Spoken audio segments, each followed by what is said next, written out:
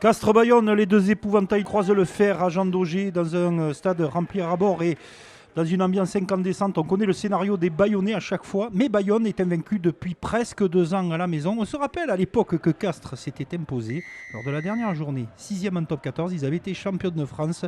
Bayonne est-il en danger face à une de ces bêtes noires, puisque ces mêmes Castrés, c'est eux qui les ont battus il y a presque 2 ans et qui sont venus chercher leur victoire.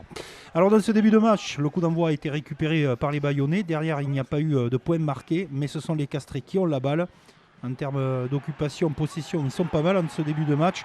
Cette brèche dans la défense est merveilleuse et on serre sur les ailes Adam Vargas qui résiste au plaquage de Tchèque Tibérien. Adam Vargas et les Castrés qui cueillent les Bayonnais. On dirait qu'ils sont dans leur jardin sur ce terrain à Bayonne. Et rien n'est mieux pour eux que de faire du Castres. On vous expliquera ce que c'est plus tard le Castres. En tout cas, les Bayonnais réagissent eux, à la 13e minute de jeu. On les sent un petit peu empruntés, pas avec le niaque habituel, mais en tout cas dans cette action, ils sont performants.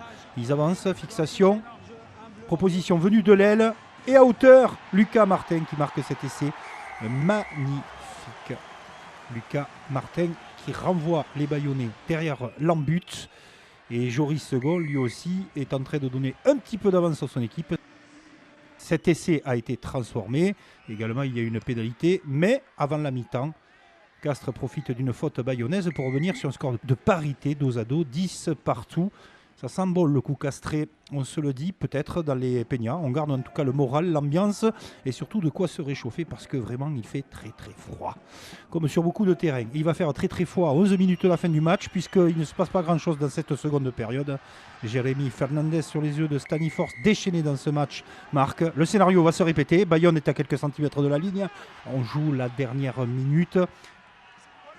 Oui, il a marqué, c'est encore Bayonne qui va s'imposer. Et regardez, monsieur l'arbitre, il va prendre sa décision. Il est super bien placé et confirme la fin de la rencontre avec un match incroyable des Castrés qui s'impose et qui fait chuter l'aviron bayonnais. Je vous le dis en préambule, depuis 2 ans, il n'avait pas perdu. C'est décidément la bête noire de Bayonne. Bayonne emprunté sur ce match, hésitant. Loïs Guerroy et ses coéquipiers peuvent fêter cette victoire extraordinaire qui les relance dans la qualification.